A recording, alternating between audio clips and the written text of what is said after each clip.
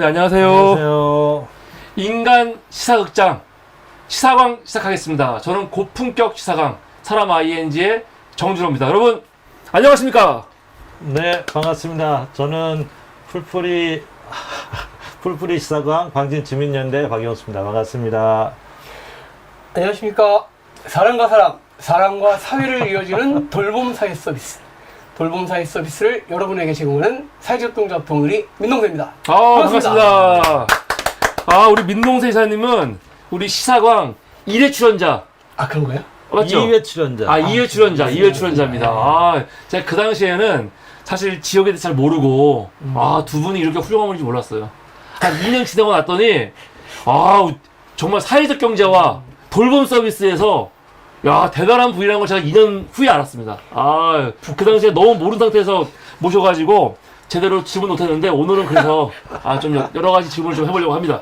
무서워요. 우선 우리, 민동세 이사님, 또 이제 근황을 좀 여쭤봐야 될 거 아닙니까? 네네네. 어떻게 지내시는지, 또 도우누리가 요즘 어떤 활동하고 있는지 좀 소개 함께 해주시면 좋을 것 같습니다. 네. 네, 여러분, 사회적 협동조합 도우누리는, 사람이 태어나서, 성장하고, 나이가 들어 병약해져 생을 마감하는 생애 전주기에 필요한 돌봄사회 서비스를 제공하는 협동조합입니다. 그래서 이 미션을 수행하기 위해서 산모 신생아 서비스, 어린이집, 발달장애 센터, 장애인 활동 지원 서비스, 노인 장기 요양 서비스, 노인 맞춤 돌봄 서비스, 그리고 또 사람들 다시 필요한 주거복지 서비스, 이런 사회 서비스를 열심히 제공하고 있고요. 일상의 일이 이제 그런 거라고 하면, 요즘에 도우누리는 협동조합답게 운영하는 것이 무엇일까라고 하는 고민으로 내부적으로 좀 여러 논의와, 그리고 좀 이렇게 새롭게 변화되기 위한 그러한 전조합원 투표를 준비하고 있습니다. 새로운 협동조합. 새롭다기보다는 운영에 대한 방식을 그러면 그 전에 운영에 대해서 뭔가 좀 컴플레인이 나왔나요? 반성하는 거, 반성. 자기 반성, 그냥 성찰. 더 좋은 걸 위해서? 협동조합스럽지 못했다라고 하는 자기 반성을 하고 있습니다. 예를 들면, 협동조합은 기본적으로 자발적으로 민주적으로 운영하는 조합원 제도이고, 또 조합원들이 에 의해서 통제되고, 그리고 조합원이 경제적으로 참여하고 자율적이고 독립적이면서 또 교육훈련이나 정보 제공이 굉장히 원활해야 되고, 협동조합 간 협동도 굉장히 왕성하게 이루어지면서 지역사회에 기여해야 된다라고 머리로는 생각하는데, 우리 도우누리가 정말 그러고 있나라고 하는 반성들을 쭉 하고 있는 시기이고요. 그렇게 되는 이유는 도우누리는 이제 5년을 주기로 해서 앞으로 어떻게 운영할까라고 하는 전략체계를 수립하는데요. 3기 전략체계가 2025년도에 끝납니다. 그래서 이제 앞으로 2026년서부터 2030년도까지 5년 동안 어떠한 비전을 가지고 어떠한 미션들을 만들고 수행하고, 또 세부적으로는 어떠한 과제들을 해야 될지를 올해 정하는 과정이라서, 그 전 단계로 평가하고 또 내부 토론하고, 또 양쪽으로 필요한 게 있기 때문에 이제 조합은 설문조사도 하고 이런 걸 준비하고 있는 시기입니다.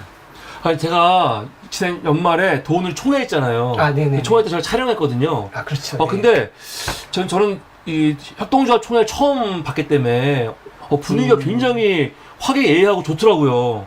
본래 협동조합이 그렇게 분위기 좋습니까? 협동조합마다 다릅니다. 달라요? 네네. 도우누리는 총회를 그래도 충실하게 하는 편이에요. 이제 어떤 협동조합 그냥 완전히 만족스럽진 않은가 봐요. 그러니까 우리의 반성이 여기죠. 그런 편이다. 그러니까 제가 눈이 좀 높기 때문에. 높기 때문에. 네네. 그래도 평균에 비해서는 내실 있게 총회를 열심히 하고 있다. 저는 엄청 극찬으로 사실 말씀드린 거였는데, 역시 우리 박영수 대표님은 뭔가 굉장히 불만이 많으시네요. 눈높이를 따라가기 위해서 열심히 노력해요. 그렇구나. 그러면 이제 정말 중요한 거, 우리 방송에 2회 출연하신 분이 많지 않거든요. 오늘 왜 우리 민동세 이사님을 초대하신 건지, 사적인 친분 때문에 초대하신 겁니까? 그런 것도 있고요. 이 사이에 무슨 리베이트 같은 건 있는 거 아니죠? 리베이트는 이제까지 한 번도 없었네요. 예. 네. 받고 싶어요. 받고 싶지 않아. 저희가 25년 동안 만났는데 네. 그런 게 정말 하나도 없어요. 서로 네, 주고받는. 주고받는. 야, 하려면 할 수 있었는데, 사실. 그런 생각을 못 한 거. 나중에. 나중에. 네. 오늘 초청하신 이유. 네네. 네. 그 통합돌봄이라고 요즘 많이 이제 언론이나 이슈나 특히 우리 동네에서 네. 우리 지역에서 통합돌봄이 이슈가 되고 있는데 이 통합돌봄 하면 거론되는 네. 인물들이 있어요. 네.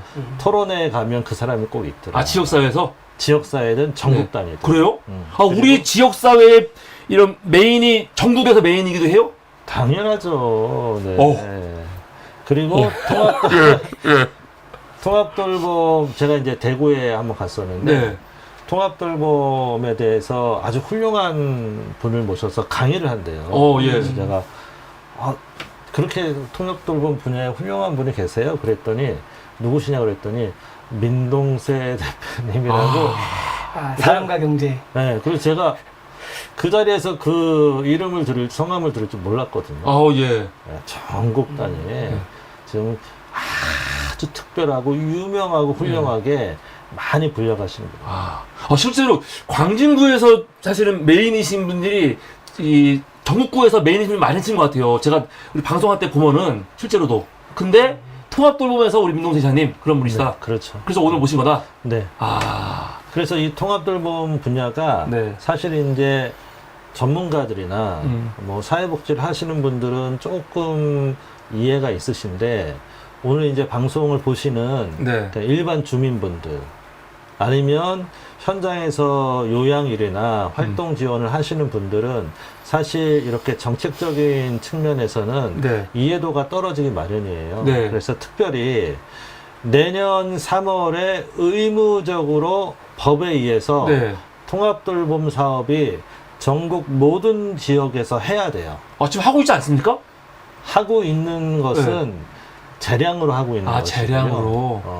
법적으로 의무적으로 해야 하기 때문에 네. 실제 우리의 피부에 네. 통합돌봄 사업이 와닿을 거고 그 부분에 대해서 특히 어르신이나 이용자들 그리고 서비스를 제공해 준 분들까지 통합돌봄에 대한 이해가 필요하다. 그래서 우리나라에서 가장 잘 팔리고 있는 유명한 분을 오늘 모셨다. 그러면 저 같은 잘 모르는 사람이 봤을 때는 그냥 돌보면 돌봄이지 도대체 통합돌봄은 뭐고 그게 또 법제화돼서 시행한다고 하니까 헷갈린데 통합돌봄이라는 걸 뭘 의미하는 겁니까? 네네. 네. 통합돌봄이라고 하는 이제 뭐 용어 자체에 대한 설명도 있겠지만 오늘 이제 그 박용수 대표님이 설명한 이야기는 이제 의료, 요양 등 지역 돌봄의 통합 지원에 관한 법률 시행되는 정확하게 워딩이 나오지 않습니다. 시행되는 것에 따라서의 우리가 이제 오늘 이야기드리기 때문에. 김미진님 우리 대표님이시다. 와. 까르 PD님 방송하기 전에 미리 또 이렇게 섭외를 하시고. 안 했습니다. 안 했습니까? 예. 이게 벌써 효과가 있잖아요. 저희가 이제 이렇게 톡으로 쭉 알려드리는데 잘 안 들어오세요. 그러니까. 벌써 딱 들어오세요. 선택적으로. 아는 사람이라고 예. 그러니까 그 법과 제도에 근거해서 좀 정의적인 부분을 좀 이해할 필요가 있을 것 같습니다. 그래서 이제 그 제도에서 얘기하는 통합돌봄이라고 하면 그러니까 스스로 일상생활을 할 수 없는 사람이 자기가 살던 곳에서 계속적으로 건강하게 생활을 할 수 있도록 지원하는 것을 이 제도적으로 설명할 수 있는 내용인 것 같아요. 그래서 이 말을 이제 좀 가치를 집어넣어서 바꾸면 이제 그것을 뭐라고 얘기하냐면 내가 살던 곳에서 안전하고 건강하게 살 수 있도록 또는 늙어가는 것. 이것을 이제 그 AIP라고 해서 Aging in Place라고도 표현을 합니다. 이거 자체는 이제 어떻게 보면 이 제도에 철학을 넣은 것이라서 그 철학대로 되는가라고 하는 봐야 되는 측면이 있고요. 이제 아까 앞서 얘기한 제도적인 측면에서는 지원하는 것이라고 설명을 했기 때문에 그렇다면 이제 행위들이 나오는 거겠죠. 그래서 이렇게 나누어서 좀 봐야 될 것 같고요. 그렇게 되면 이제 그 지속해서 필요한 것을 지속해서 지원하는 게 뭐냐라고 하면 이제 대체로 기본적으로 나오는 몇 가지들이 있는데 그 중에 대표적인 것이 이제 의료. 의료 중에서도 가정 내에서의 진료 네. 이런 것들, 그 다음에 이제 요양 중에서도 재가 요양 서비스들, 그리고 그 외에 돌봄이라고 얘기를 할 수가 있어요. 근데 이제 여기서 이제 그 외의 돌봄이 무엇인가라고 하는 것이 아마도 아까 이제 그 대표님께서 말씀하신 것처럼 아니 법은 내년도에 시행하는데 여러 곳에 하고 있지 않냐라고 네, 하는 것은 좀 이따 뭐 좀 더 구체적으로 얘기를 하겠지만 시범 사업하는 것도 있고 또는 시범 사업이 아니어도 아까 이제 지자체마다의 어떠한 재량권을 가지고 일부 시도하고 있는 내용들이 있는 거죠. 이때 이제 그러한 다양한 서비스들이 어떻게 연계되고 그 다음에 필요한 사람 입장에서는 맞춤의 한 방향으로 그러니까 이것이 필요한 사람이 막 여기도 찾아가고 저기도 찾아가는 것이 네. 아니라 내가 가정 내 생활을 계속 유지하고 있으면 내가 필요한 서비스가 내가 필요한 시기에 맞춰서 오게 되면 내가 그때 필요하고 그 필요가 안 되면 주로 어떻게 되냐면 병원에 입원하거나 시설에 입소하게 되는 거거든요. 네. 이런 것들을 줄여보자 이런 거. 또 하나는 그래서 어쩔 수 없이 병원에 입원하거나 시설에 입소했다면 거기에서 생을 마감하는 게 아니라 내가 살던 곳에 그러한 게 잘 준비가 되어 있으니 급성기적인 치료가 다 끝나면 다시 지역사회로 복귀를 할 때 그 복귀하는 것을 바로 이제 그런 병원에서 태어나거나 시설에 퇴소하는 분들이 어떻게 하면 잘 안착할까? 여기에는 이제 뭐 중간 단계에 머무는 주택서부터 또 가정 내에서 초기에 들어가는 거라든가 네. 계속적으로다가 유지돼야 되는 서비스까지를 아마도 지원하는 것의 범주로 이야기 될 수 있을 것 같습니다. 아니 그러면 이게 기존 체계에 있었던 돌봄이라는 거는 그 필요한 사람들이 필요한 것들을 찾아다니면서 하나하나씩 그렇죠. 컨택을 해갖고 해야 되는 어려움이 있었다면은 지금은 그게 아니고 뭐 해당 기관한테 의뢰를 하면 거기서 다 맞춰주는 겁니까? 그러니까 이제 그게 아직까지는 해당 기관한테 의뢰한다기보다는 네. 그러니까 이 제도에서 얘기하는 통합돌봄의 행위 주체는 시군구입니다. 그러니까 우리로 치면 광진구청이 되는 거죠. 네. 그러니까 광진구청에서 그렇게 스스로 생활할 수 없는 분들이 개별적인 서비스를 받고 있지만 하나가 아니라 2개 이상의 서비스가 다 복합적으로 필요할 수 있는 거죠. 네. 그러한 분들에 대해서 발굴하고 현지 조사하고 네. 조사한 다음에 그분들이 필요한 욕구들을 갖다가 지역에 있는 돌봄기관들이 모여서 회의를 하면서 제공 계획을 수립하고 네. 그다음에 직접 서비스가 제공되어지고 그 과정을 모니터링하고 그다음에 그 과정들에 대해서 이게 종결할지 아니면 이제 다른 서비스 다시 연계될지 이런 것들이 이제 이렇게 계속 돌아가는 과정들이 유지가 되는 거죠. 네. 그러니까 이것을 어느 한 기관에 제공됐다가 아니라 이제는 시군구라고 하는 국가나 지방자치단체가 책임 있게 그러한 서비스의 발판과 체계를 만드는 거고 그래서 발견 체계, 그 다음에 서비스가 필요한 것을 조사하고 판정하는 체계, 서비스를 제공하는 체계, 그 다음에 이후 모니터링하고 사후 관리하는 체계 이러한 것들을 만드는 것을 지금 준비해야 되는 거죠.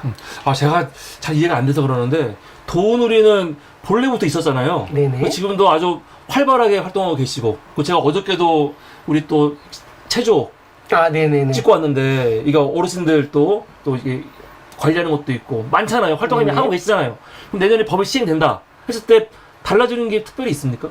뭐가 달라지는 거죠? 우리 소비자 입장에서. 그러니까 소비자 입장에서는 예를 들면 도우누리로 치면은 우선은 지금 요 제도에서 얘기하는 대상은 약간 좀 좁혀져 있습니다. 그래서 노인과 장애인, 그다음에 또 한 축이 이제 지자체에서 정한 대상이라고는 열려 있지만 주로 아마 병원과 시설에서 퇴소하는 사람 아마 이런 영역들이 되는 거죠. 그러면 이제 도우누리에서 보면 노인에게 들어가는 서비스가 있죠.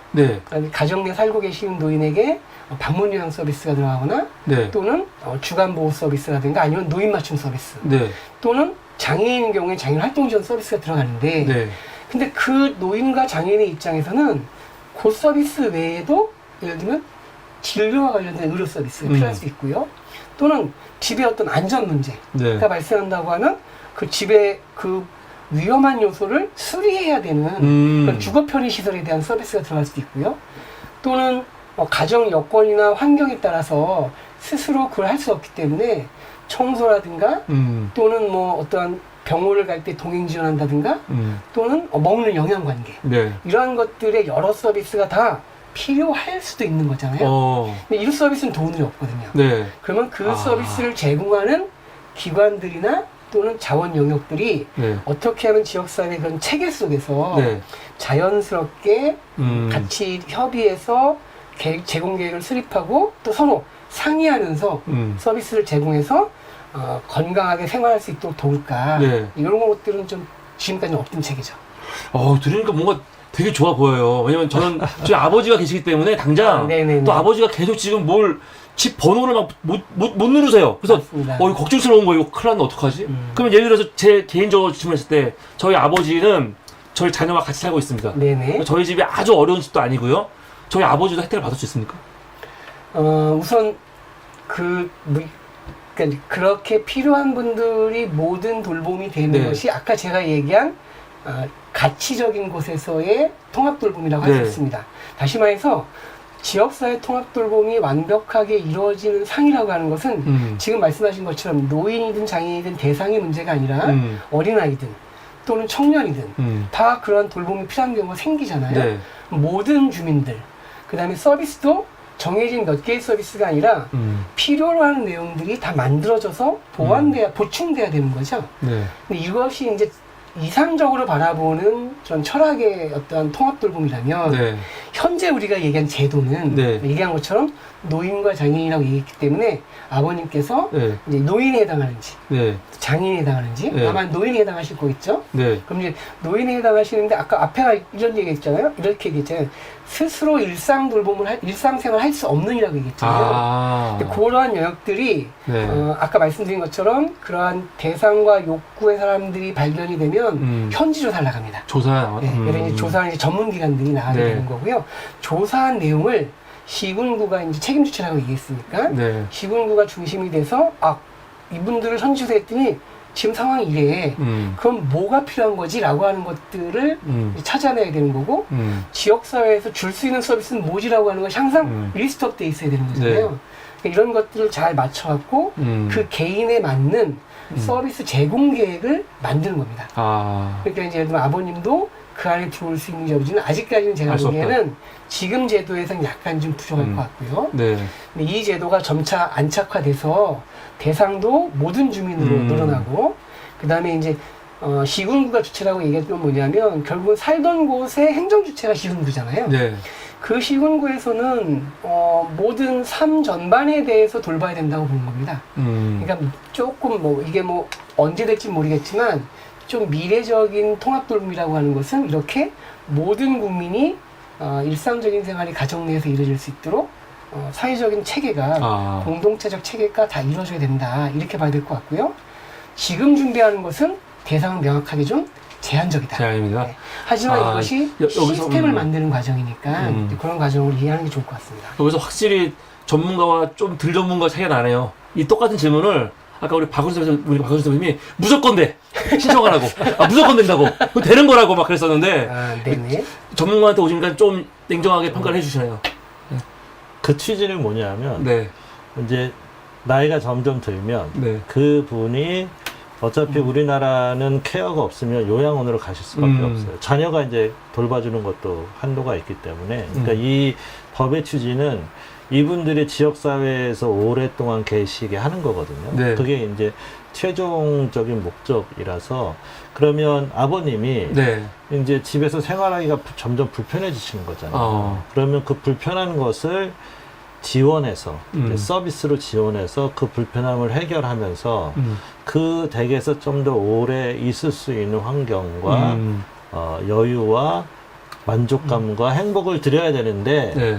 그러면 당연히 된다. 이런 거. 중간에 다 빼고 계신 거네요. 다 빼고 결론만 얘기하신 거네요, 그냥. 그렇죠. 네. 그러면 도우놀이가 지금 말씀하신 건 매우 중요한 철학이에요.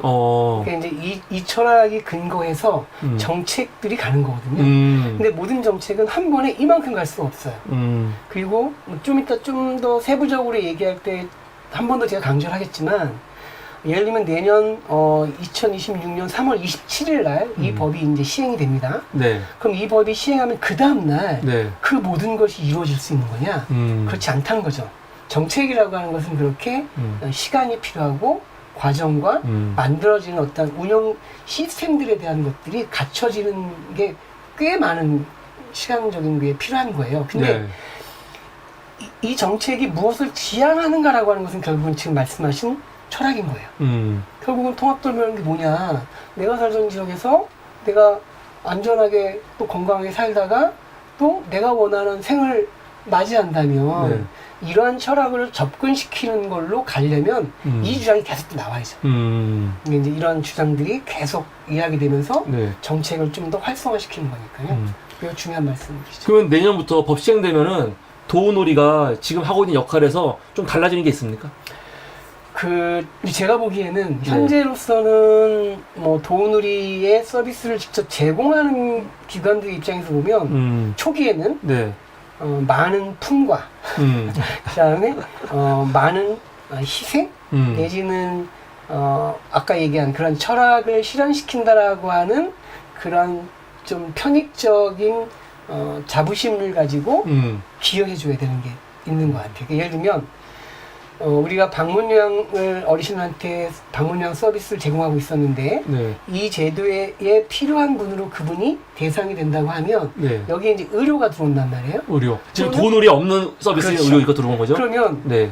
지금도 의료기관 따로 있고 네. 재가장기관이 따로 있고 네. 또 노인맞춤이든 또는 뭐 다른 자원봉사기관이 따로 있다고 해요. 네. 그러면 이 노인의 입장에서는 필요할 때는 병원에 의사가 와갖고 네. 나에 대해서 의료적인 처치와 처방을 내려주는 거고 네. 또 내 생활 관련돼서는 필요한 그런 시간대에 매일 요양보호사가 방문을 해서 일상생활에 대한 것을 요양을 네. 돕고 있고 또 어떨 때에는 지역에 있는 복지관이 네. 나한테 반찬을 배달해 주거나 네. 이런 일이 생긴단 말이에요. 네. 근데 이 제도의 가치로 가면 그렇게 개별로 가는 게 아니라 이분의 상태나 환경을 놓고 같이 기관들과 시군과 논의해서 야, 의료는 이때 이 정도가 들어가서 하고 그 결과에 대해서 처치할 것을 또는 요양이 해야 될 일을 소스나 내용을 이쪽에다 줘. 그럼 이쪽은 그 내용을 받아서 요양을 할 때 조금 더 신경을 쓴다거나 또는 조금 더 좀 긴밀한 돌봄이라고 하는 또는 뭐 의료하고 상호 보완되면서 시너지 효과를 낼 수 있는 돌봄이 되겠죠. 여기에 또 만약에 영양도 막 주지 말고 네. 의료에서 봤더니 이분이 당뇨가 있으니 당뇨식이 가야 돼. 그럼 이제 이런 것들이 이 이용자 맞춤으로 다 재편되는 거잖아요. 그다음에 각 기관들 간의 교류가 되는 거죠. 네. 정보에 대한 교류와 서비스한 행위들에 대한 교류가 되다 보면 네. 이 어르신의 입장에서는 중복도 사라지고 그 다음에 이 자연스럽게 서비스들이 다 나에게 필요한 정도에 맞춰서 네. 이제 오게 되면 이분의 삶은 그만큼 더 좋아지는 거죠. 대신에 개별 기관들의 변화는 뭐냐? 지금으로서는 그것을 더 해줘야 된다라고 하는 것은 아까 얘기한 그 철학과 가치에 대한 실현이지 보상이 존재하진 않습니다. 현재 나온 거는 그대로예요. 그런데 어쨌든 그럼 통제만 있는 거네요? 이거 시군구가 중심이 돼갖고 연결해갖고 하는 거잖아요. 통제라기보다는 네. 저는 이제 우리 도우누리 내부에서는 그렇게 이야기를 하는데요. 예를 들면 그동안 우리가 가졌던 방문요양 서비스의 목적이 바뀌게 된다. 그러니까 기존의 방문요양 서비스들은 주로 건강보험공단에서 정한 급여 시간 내에 가서 이 시간 동안에 일상돌봄 뭐하고 그 시간을 채우는 걸로다가 잘했어 라고 하는 걸로 만족했다면 그것이 아니라 그 돌보는 요양 돌봄을 하는 그 어르신의 의료적인 문제는 어떻게 해소되고 있는지를 알고 있어야 되는 거예요. 그러면 이 요양 돌봄의 내용이 바뀌는 거죠. 그러면 어떻게 보면 방문 요양에 대한 목적이 이 어르신이 요양뿐만이 아니라 연계된 의료, 연계된 영양, 연계된 또 다른 일상 돌봄과 맞춰가지고 네. 이 요양이 완성된다. 라고 좀 스스로 바뀌어 나가야 아마 이 제도에 맞는 그러한 서비스 공급 체계가 되지 않을까 싶은 거죠. 야, 이게 어렵네. 이 말씀이 이제 가장 큰 변화와 가장 큰 중요한 부분을 말씀하신 거예요. 이제까지 이제 어르신이 존재하고 이 어르신이 개별적으로 서비스를 제공하는 기관들이 나름 최선을 다해서 서비스를 주고 끝났는데 어르신 입장에서는 어떤 서비스는 있기도 하고 없기도 하고 어떤 서비스는 계속 받고 이것을 본인 안에서 조화를 시키는 것은 본인의 몫이었어요. 그런데 이것을 구청이 선생님은 이러저러한 것들이 필요하니까 우리가 그 필요한 부분에 대해서 서비스를 다 종합해서 연결해 드릴게요. 네. 그리고 이 서비스에 종합해서 연결해진 그 시너지 효과가 선생님이 오랫동안 지역에서 잘 사실 수 있도록 해드리는 거예요. 그렇게 이제 아예 판도가 바뀌는 거죠. 이제까지는 서비스를 제공하는 이용자의 뭐 서비스가 5가지였다면 이 서비스 간에 제공하는 사람들은 서로를 몰라요. 네. 뭐 내 것만 잘 하고 그냥 오면 그쵸. 돼요. 단절돼 있었죠. 네. 네. 그리고 그 어르신이 내가 제공하는 서비스에 대해서 어떤 영향이 있는지 효과가 있는지 네. 그런 것은 별로 중요하진 않았어요. 목표 지점이 별로 없었어요. 그런데 이번에 통합돌봄이기 때문에 내가 주는 서비스와 다른 기관이 주는 서비스가 어떻게 하면 잘 연결되고 또 의료하고 어떻게 잘 연결돼서 목표 지점이 이 어르신이 본인이 사시는 집에서 행복하게 오랫동안 건강을 유지할 건가를 정확하게 목표점을 갖고 서비스가 진행되고 통합되는 가장 큰 효과이죠. 근데 만약에 이게 지금 도우놀이 서비스가 공공 서비스고 의료도 공공이고 다 공공이면은 그냥 될 것 같은데 민간 서비스잖아요. 그리고 도우놀이도 경쟁을 하잖아요. 경쟁하는 또 단체들이 있을 거고. 근데 이게 가능해요? 이렇게 되는 게?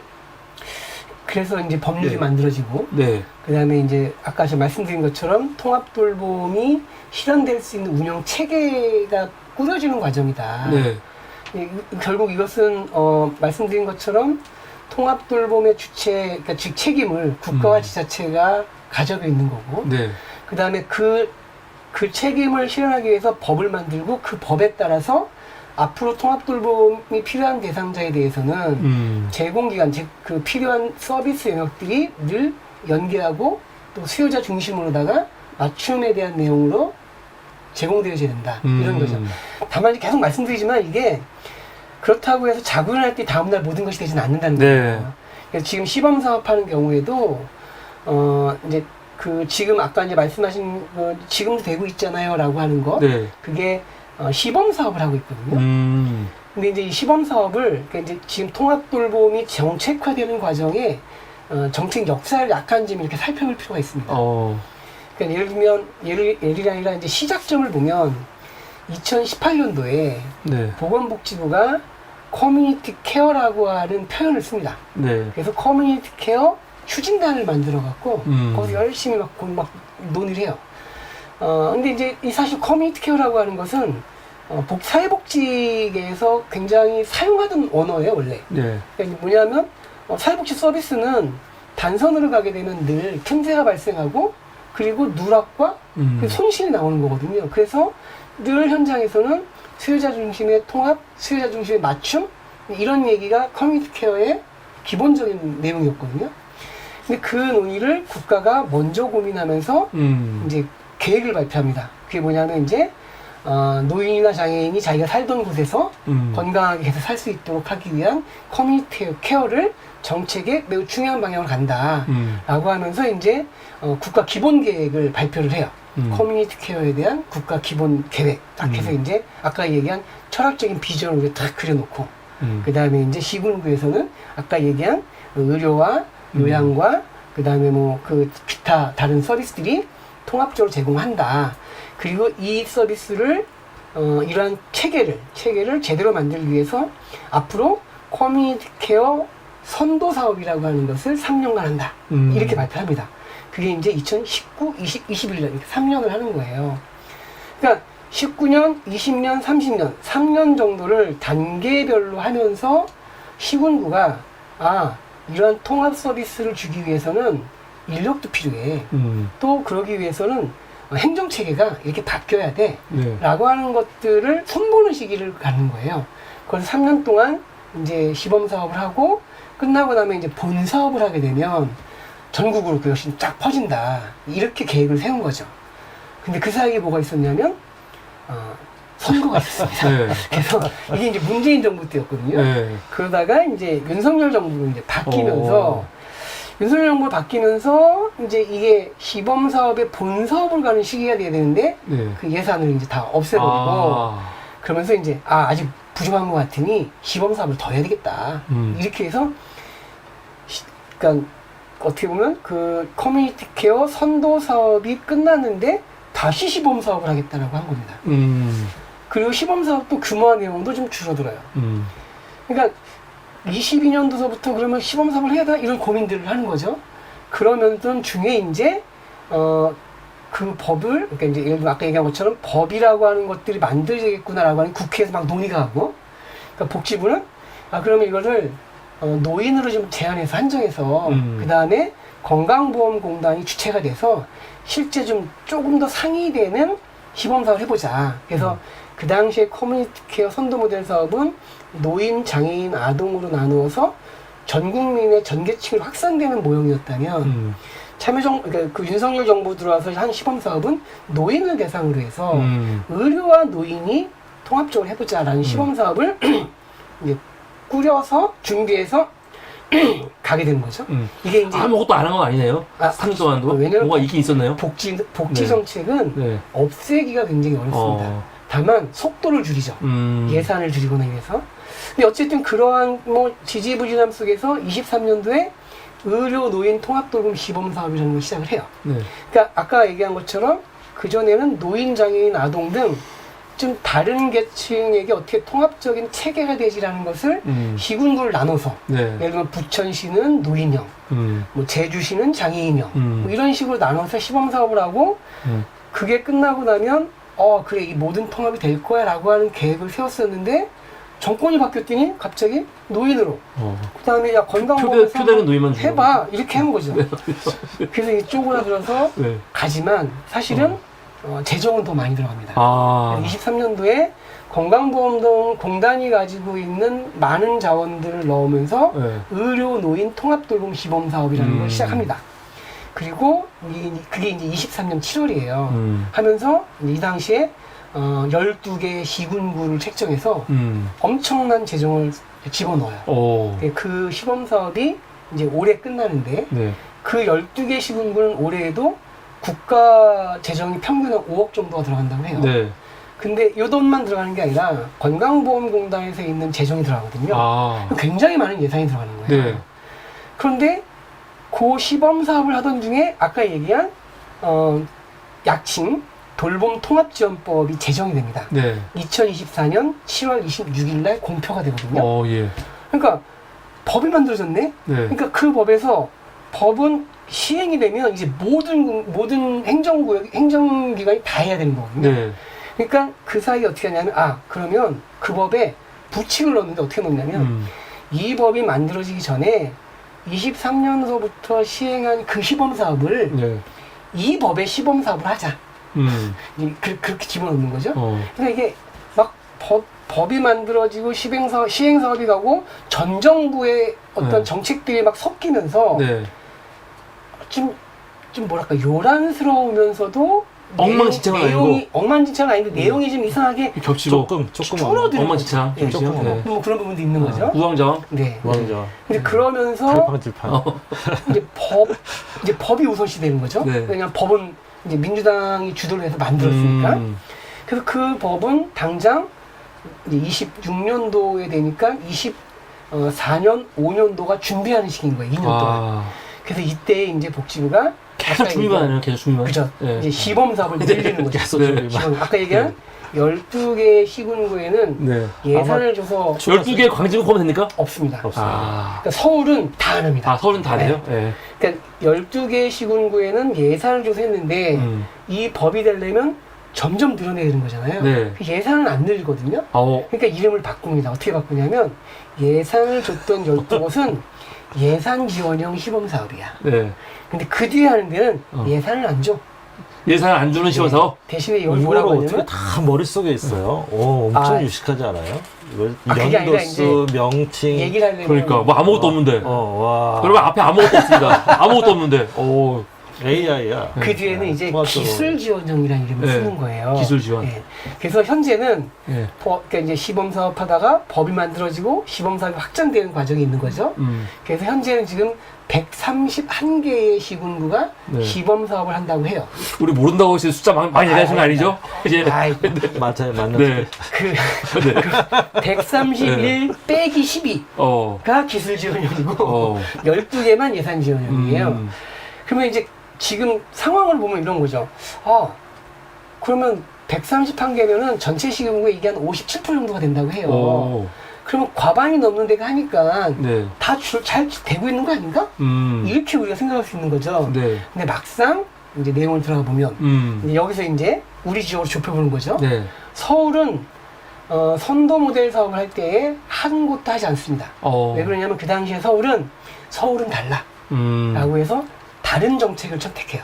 그게 뭐냐면 서울형이라는 걸 넣고 싶은 거죠. 네. 그래서 돌봄 SOS 센터 사업이라는 걸 해요.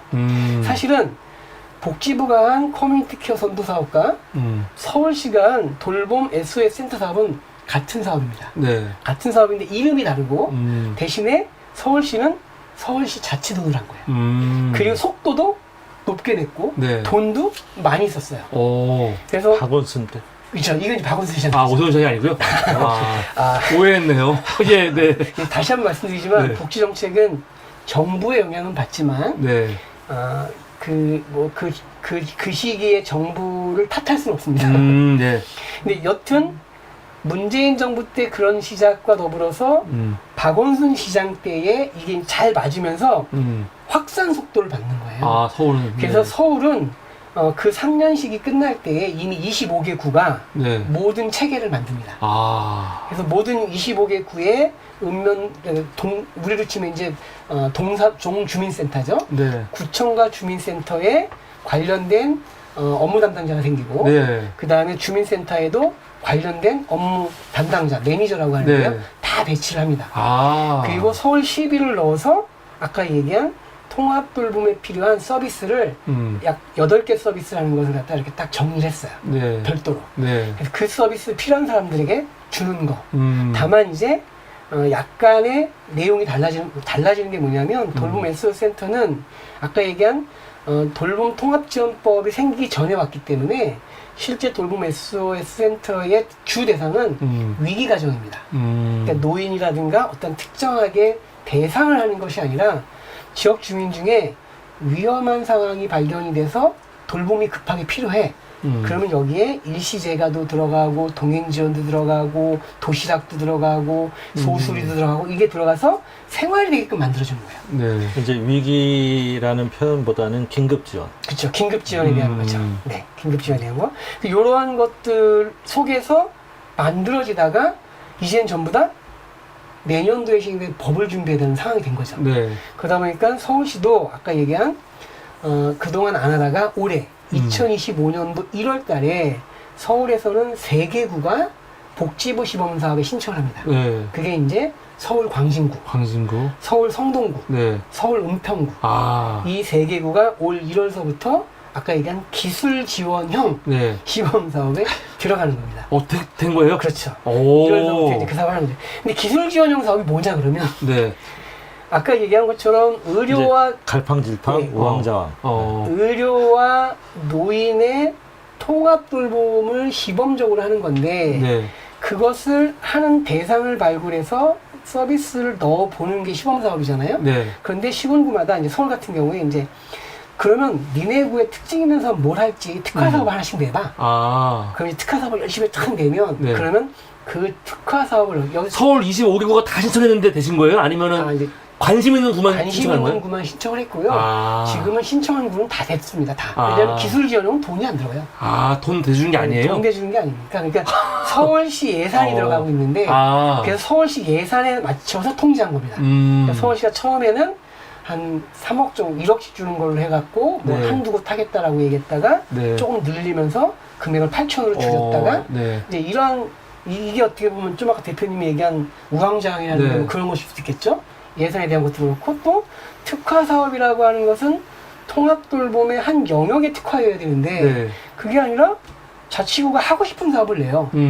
그러면 그것에 대해서 그냥 그래 한번 해봐라고 하면 실제 해야 되는 것은 노인 중에서 일상생활이 유지되게 한 복합적인 통합돌봄을 제공해야 되는 사람을 발견하고 그 다음에 공급체계의 이 시스템들을 다 정비해서 그것을 계획하는 체계도 만들고 실제 공급하는 과정에서의 연계성이나 내용들을 갖다가 흐름들을 갖다 만들어야 되는데 그것을 할 수 있는 여력은 안 되는 거예요. 그냥 사업만 지금 존재하고 있는 거죠.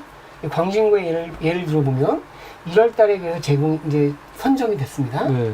그러면은 제일 먼저 해야 될 것이 이제 통합돌봄 시범사업 한 것이 그 전에 3년간 해온 게 있으니까. 네. 그럼 그 중에 뭘 했는지 하면 학습도 하고, 뭐 생활제고 가야 되는 거잖아요. 그런데 여기 이제 기술지원형이라고 하는 함정에 빠지게 됩니다. 그러니까 기술지원형은 뭐냐면, 기본적으로 건강보험공단이 가지고 있는 의료 빅데이터가 있어요. 그 빅데이터를 가지고, 병원에서 곧 태어났거라든가 아니면 병원 진료에서 이분들은 일상생활이 어려울 거야 라고 하는 게 이제 이 데이터를 통해서 알 수 있다는 거예요. 그래서 그 데이터를 쭉 돌려서 이런 정도의 지표들을 넣었더니 한 요 정도 대상이 통합돌봄이 필요한 분일 거야 라는 것에 소스를 줍니다. 그럼 그 소스를 갖고 지자체가 광진구청이 아까 막 얘기한 이제 뭐 조사나 판정 체계를 이제 다 만들어 놓으면 건강보험공단하고 건강보험공단에다가 맡겨서 방문 조사를 하고. 이건 신청주의가 아니에요? 신청한 사람만 하는 게 아니고 발굴해서 하는 거예요? 발굴하는 과정에 신청이 있죠. 근데 이제 요 신청이 본인도 신청할 수 있지만 네. 이번에 그 시행령 나온 거에는 이제 직권으로 신청까지 내어놨습니다. 그러니까 주변에서 신청해 줄 수가 있어요. 네. 그러니까 신청을 하면 그러면 그 신청된 사람을 현지조사를 한다는 거예요. 그 현지조사를 전문기관에 맡기는 거고 전문기관이 현지조사한 내용을 갖고 오면 다시 이제 자치구가 주관하는 그러한 그 통합돌봄회의에서 제공 계획을 세우는 거죠. 여러 가지. 이런 체계가 가야 되는 것을 만드는 것. 근데 지금 현재는 그 서비스를 해보는 것 정도에 지금 멈추고 있고 또 한 축으로는 내년도에 그 제도가 되려면 구도 네. 근거를 만들어야 되잖아요. 네. 그 근거가 이제 결국은 자치단체로 치면 조례거든요. 네. 그래서 이제 법이 있듯이 우리 구에서 그 정책을 우리 구의 정책이 되기 위한 조례를 만들어야 되는데 조례를 만드는 과정에 대한 과제가 지금 진행되고 있고요. 아까 얘기한 대상자를 발굴해서 그 돌봄회의를 하고 그다음에 서비스를 연결하는 것까지를 지금 하는 요 단계에 지금 나와 있는 거죠. 요 두 개가 지금 구 주도로 가고 있는 거죠. 근데 핵심은 과연 이것이 구의 책임성은 있지만 그러한 돌봄의 체계를 만드는 것은 이것은 결국은 기존의 구가 갖고 있는 자원이 아니라 민간이 가지고 있는 다양한 자원. 그 다양한 자원 중에서도 이미 제도화되어 있는 자본과 제도화되어 있지 않은 자원이 있거든요. 네. 이런 자원이 총동원될 수 있도록 그 우리 구 안에서 하나의 어떤 돌봄 체계가 만들어져야 되는 거예요. 네. 거기에는 논의 체계나 심의 체계도 있고 또는 개별로 다 것을 움직이는 실행 체계도 있고 그 다음에 그거가 사후에 관리하는 체계도 있겠죠. 네. 또 구분을 지으면 그걸 전체적으로 주관하는 행정 체계도 있고 네. 또 그것에 하나의 파트너로서 함께 논의하고 계획하고 수립하는 과정에서 또 가지고 있는 자원을 내놓고 또는 제도화된 돌봄들을 직접 제공하는 그런 역할까지 하는 민간의 역할들이 있는 거잖아요.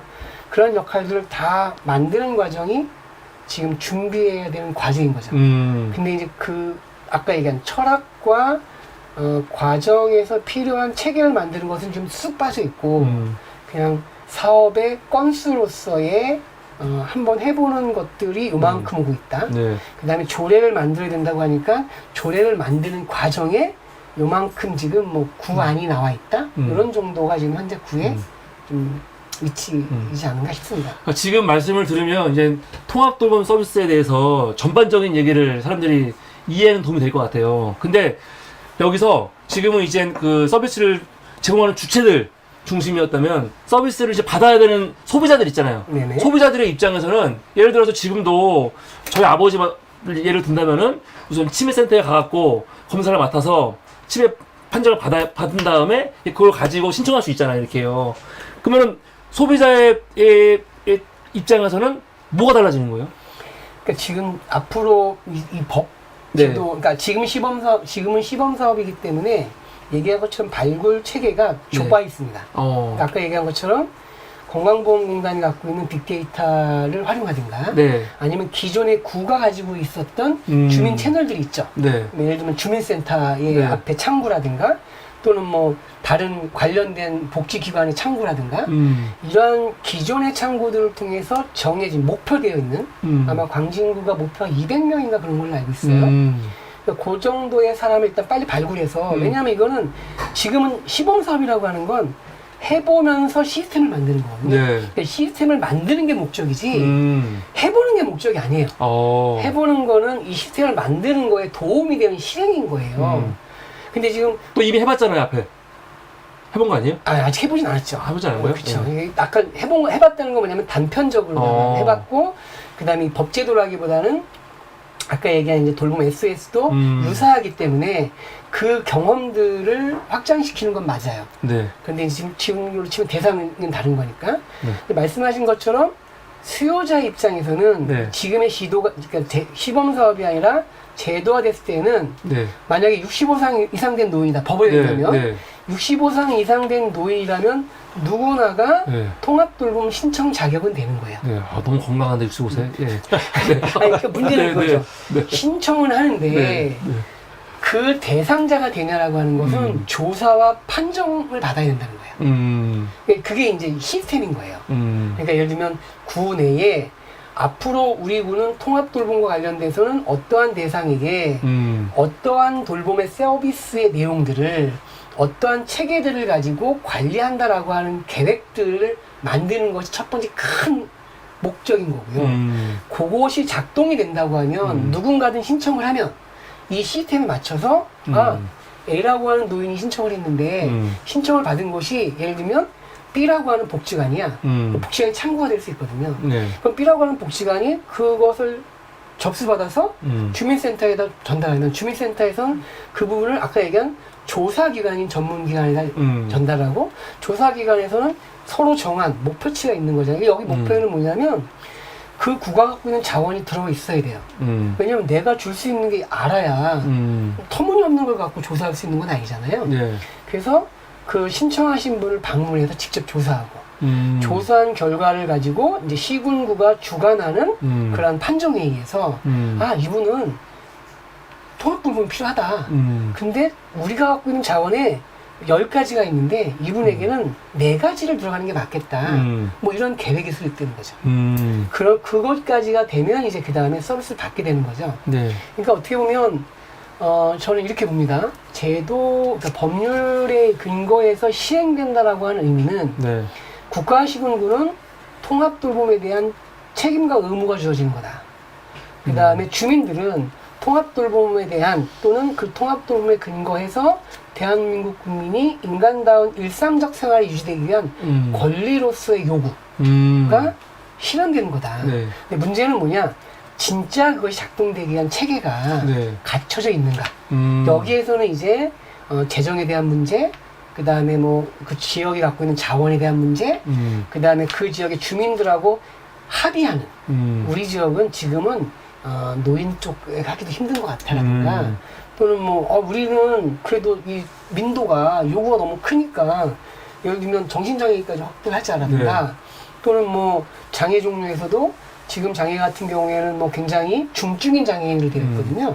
근데 그것을 넘어서게 하자라든가 아니면 광진구는 뭐 특히나 외국인에 대한 다문화 가정이 많은데 다문화 가정에서 만약에 그 다문화의 부부가 다 아이를 돌볼 수 없는 상황이 된다면 그 대상에 대해서는 특별하게 우리 구는 하자라고도 할 수 있는 거예요. 다만 지금 법에 의하면 그게 되려면 사전에 광진구청장이 복지부 장관에게 우리 구는 이런 사람도 대상으로 하겠습니다라고 얘기해서 허락을 득해야 돼요. 그러니까 결국은 우리 구가 주민들하고 서로 합의해서 어느 정도의 수준에 어느 정도의 시스템을 갖춰서 어떻게 작동하겠다는 만드는 판을 지금서부터 빨리 이제 얘기와 논의가 시작되는데 지금 그 출발을 못하고 있는 거예요. 광진구는 지금 그냥 사업해보는 거. 여기에 지금 좀 몰입돼 있고, 그 다음에 조금 이런 것들은 지역에 있는 사회복지기관 단체라든가 네. 아니면 주민 조직들 네. 또는 특히나 이제 기존의 사회 서비스는 많이 시장화되어 있거든요. 네.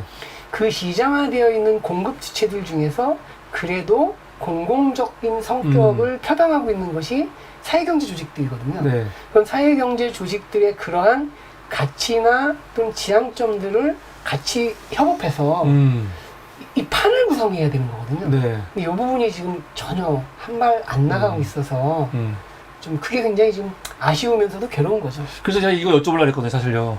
이 통합돌봄에서 갖고 사회적 경제의 역할은 뭐가 있는지. 그쵸? 저한테? 네. 갑자기. 네. 사회적 경제 대표님이시니까. 네네네. 그 이제 통합돌봄, 그러니까 돌봄 서비스. 네. 가 사실 이제 시장화되기보다는 공공적 성격이 필요하죠. 그러니까 의료와 마찬가지로. 그런데 이제 우리나라는 거의 다 시장화가 됐어요. 그런데 이제 시장화된 부분이 통합돌봄 사업을 하면서 이게 또 그 안에서 경쟁이 되다 보면 통합성이 깨지고 그렇죠? 또 분절이 될 거라는 거죠. 그래서 통합돌봄에 지금 제도화가 되면서 공공성이라는 것이 더 중요하게 됐어요. 경쟁보다는. 그러면 그 공공성을 같이 가져가야 되는데 사회적 경제의 서비스의 제공 방식은 경쟁적이고 이익적인 방식이 아니라 사회적 경제의 태동부터 지역의 주민의 필요와 욕구를 지역의 주민이 조합을 만들어서 기업을 만들어서 그 필요와 욕구를 스스로 해결하는 방식이 사회적 경제 기업의 비즈니스 방식이에요. 그래서 당연히 지역의 서비스가 필요한 이용자들의 필요와 욕구를 해결하기 위해서 그 지역에 사는 또는 관계된 사람들이 서비스를 제공해 주고 있기 때문에 자연스럽게 경쟁적인 방식이 아니라 좀 더 공익적인 방식, 공공적인 방식으로 서비스가 제공되고 있고 또 사회적 경제 조직들은 다른 기업하고 협업하는 게 기업의 경영 원리 중에 하나로 이미 운영을 하고 있기 때문에 다른 기업과 연대하고 협업해서 서비스 간의 협업을 높일 수가 있어요. 그렇기 때문에 특히 통합돌봄 국면으로 왔을 때 서비스의 공공성을 협업을 통해서 더 만들어낼 수 있는 것이 사회적 경제 조직이다, 사회적 경제 기업이다 이렇게 얘기할 수 있습니다. 그래서 그 얘기를 들으니까 이 법을 반대하는 분도 많이 계시겠네요. 그렇지 않습니다. 안 그래요? 왜냐면 예를 들어서 이 법의 취지가 뭐 장애인이건 노인이건 시설보다는 본인이 거주했던 곳에서 살게 하는 거잖아요. 당장 시설들이 싫어할 거 아니에요. 그리고 사회적 경제가 아까 공공성 얘기했는데 공공성을 중요시 여기지 않고 이익을 원하는 이윤을 원하는 단체들은 또 싫어할 거 아니에요. 그러니까 이제 이렇게 보셔야 될 것 같아요. 네. 그러니까 뭐냐면 우리가 이제 가정이 아니고 시설이라고 얘기를 하면 네. 두 종류입니다. 하나는 의료기관, 병원이죠, 병원. 예. 그리고 또 하나는 이제 그 사회복지 시설 네. 중에서 생활시설일 거예요. 요양원 같은 건 아니고요. 그 요양원도 생활시설입니다. 예. 그러니까 그 요양원, 그러니까 사회복지 생활시설인 경우에는 네. 결국 정책에 의해서 시설의 수요가 맞춰지는 거거든요. 네. 그러니까 이제 그 정책들에 따라서 가는 거라서 분명히 통제나 그다음에 조정이 가능하다고 생각을 해요. 또는 그 역할들에 대한 상이 바뀌는 거예요. 예를 들어서 요양원의 예를 들어 볼게요. 요양원의 정원이 100명이라고 하면 네. 현재는 100명이라고 하는 노인이 여기서 잠자고 식사하고 생활을 해야 네. 그 운영자에게 돈을 줍니다. 네, 지원금이. 비용을 줍니다. 지원금이 아니라 사회보험료죠. 예. 비용을 주는 거고 네. 그럼 그 비용을 갖고 이제 운영도 하지만 급여도 갖고 이렇게 되는 거예요. 그런데 만약에 네. 지역사회에서 생활하는 것이 수요자에게는 더 좋은 거잖아요. 네. 실제 23년도에 노인 인식조사를 보면은요, 80% 이상의 노인이 79%? 79%의 노인이 내가 살던 집에서 계속해서 살거나 생을 마감했다고 답을 했어요.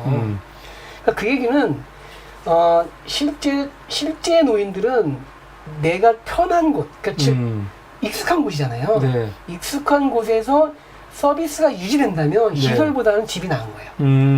그러면 그 목표를 시설에게 준다고 하면 시설에 대한 태도가 바뀌는 거예요. 그러니까 뭐냐면, 야, 그럼 니네 미션이 있잖아. 여기서 생활하는 분들을 건강하게 돌봐서 이분이 살던 집을 돌려보내는 게 미션이야. 라고 한다면 더 열심히 해서 집을 돌려보내는 것. 그럼 여기가 비더라도 네. 그 미션을 수행한 거니까 비용을 줘야 되는 거죠. 그러면 불만이 나올 건 없는 거예요. 그래서 이제 덧붙여 자녀들은 불만이 없을까요, 혹시? 조금 얘기를 더 정말 하면 그분들은 돌아오길 원할까요? 그것도 다른 얘기예요? 영역으로. 예.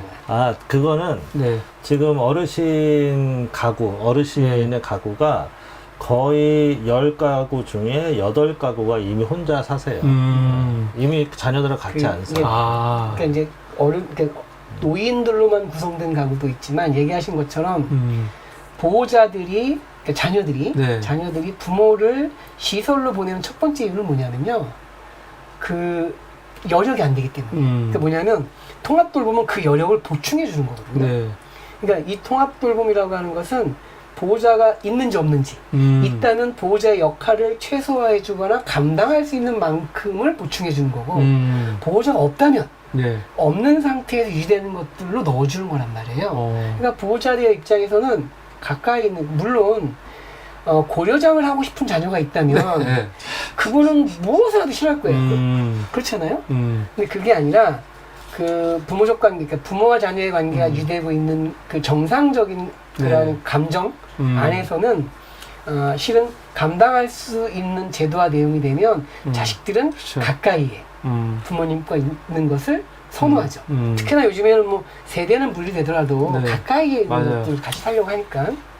하여튼 그래서 시설은 손해보는 게 아니라 정책이 같이 바뀌어야 된다는 거고요. 의료기관들은 또 다른 문제가 있습니다. 뭐냐면 지금 우리나라도 그 작년도에 OECD 그 보건 통계 나온 거 보면 우리나라의 의료비는 계속해서 늘어나요. 네. 늘어나지만 그래도 뭐 좀 적다 뭐 이런 통계거든요. 근데 우리나라 사람들이 생각하는 거는 우리나라 의료기관이 굉장히 의료 기술이 발달돼 있고 특히 급성기와 관련된 의료 기술이 너무 잘 돼 있는 거예요. 네. 반면에 만성질환 이런 것들은 병원도 원하지 않는다는 거예요. 왜냐하면 돈이 안 되거든요. 그러니까 오히려 그런 부분들은 병원에 있는 것들보다 이로움을 따진다면 다르다는 거고, 또 하나는 특히 우리나라는 건강보험공단, 그러니까 건강보험에 의한 의료비의 감당률이 꽤 높은 나라에 속하거든요. 네. 근데 병원에 계속 있으면 의료보험의 부담이 커지는 거예요. 네. 가정 내에 있는 것보다. 그러면 이것은 또 다른 면에서는 병원 입장에서는 아까 얘기한 급성기 환자를 보는 데에 이 돈이 안 쓰일 수 있는 거잖아요. 그러니까 병원도 이 정책에 의해서 맞춰서 가면 변화되는 겁니다. 급성기 질환자들은 오히려 가정 내에서 하게 되면, 그렇게 되면 어떻게 되면 1차 의료기관의 역할들이 커지는 거고, 만성질환 관련된 것은 그 다음에 정말 큰 수술이나 급성기 관련된 것은 병원이 병원의 역할을 하도록 하게 되면 거기에 맞는 건강보험의 사회보험이나 사회 비용이라는 것들이 이제 역할을 하는 거기 때문에 오히려 정상적인 걸 찾아가는 거죠. 모두에게나. 그리고 앞서 이제 그 대표님이 사회적 경제에 네. 대한 부분들을 역시 약간 좀 철학적인 부분에서의 당위인 것 같아요. 그러니까 저는 오히려 조금 이 제도로 봐서 구체적으로 설명을 드린다면 단계를 나눠서 설명을 드리고 싶어요. 그러니까 예를 들면 이 법이 시행이 되면 당장은 제도화된 서비스에서의 연계와 맞춤 서비스 어떻게 제공할 거냐가 첫 번째 고민일 거예요. 네. 그럼 제도화된 서비스는 뭐냐면 의료, 가정 내 진료와 가정 내 요양, 재택, 그 다음에 집으로 찾아가는. 네, 그러니까 재택의료센터죠. 그러니까 가정 내 의사나 이제 간호인력이 가는 거, 그 다음에 요양보호사 가정에 가서 요양을 하는 거, 그 외에 돌봄이 몇 가지 이제 제도화된 것들이 있어요. 노인 맞춤 돌봄이라든가. 네. 그 외에는 사실 제도화되어 있지 않은 거예요. 요 제도화된 돌봄을 기본으로 기본으로 해서 그래서 이제 지난 8월 11일 날 복지부가 의료 노인 통합 돌봄 추진본부를 발족하고 거기서 이제 발족식을 하고서 앞으로 이렇게 한다 딱 그 발표를 했는데 거기에도 보면 계획이 딱 그렇게 나옵니다. 그러니까 의료 요양 돌봄 기관의 연계와 맞춤의 체계를 완성하는 것. 요걸 추진본부의 목표로 담은 거예요. 그렇다면 첫 단계에서 필요한 기존에 있는 의료 중에서 가정에 관한 진료를 누가 잘하는가? 또 요양기관은 지금 뭐 한 24,000개 정도가 됩니다. 그 중에서 가정 내에 들어가서 아까 얘기한 것처럼 기존의 요양을 주는 게 아니라 품을 좀 드리더라도 이 어르신이 필요한 의료하고의 연계, 또 그 외에 다른 돌봄가구의 연계를 신경 써서 어떻게 할 거냐라고 하는 걸 누가 잘하는가.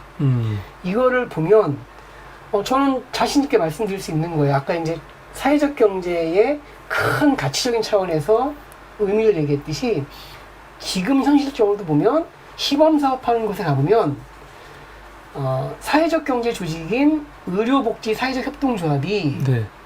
가정 내 진료를 가장 잘하고 적극적으로 하더라고요. 그래서 이 부분은 오히려 복지부가 파트너로다가 논의를 막 하고 있어요. 왜냐하면 의료복지 사회적 협동조합은 네. 애초에 이 협동조합의 목표가 어떻게 네. 하면 가정에 있는 분들에게 의료가 접근할까? 어떻게 하면 조합원들이 자기 건강한 생활을 잘하게 할까라고 하는 이 미션 자체에 이미 거의 가 있는 거예요. 네. 그러니까 더 잘한다는 거예요. 또 아까 얘기한 것처럼 24,000개 정도 되는 장기요양기관 중에서 그나마 물론 개인적으로 운영하는 분들 중에서 훌륭하신 분이 있지만 여전히 규모가 좀 있고 적극적으로 공공성을 띠려고 하는 조직은 사회적 경제 조직이라고 할 수 있는 사회적 기업 내지는 사회적 협동조합이 운영하는 이제 우리 사회적 협동조합 도움의뢰와 같은 조직들이 네. 더 열심히 하고 네. 스스로의 미션이기 때문에 네. 적극적으로 하더라. 그러면 1차 단계에서도 이미 행정 또는 시군구는 기존의 복지관들이 가지고 있는 것은 그 노인들의 전체적인 관리나 자원 또는 뭐 사례관리 측면에서 매우 필요한 자원이고 네.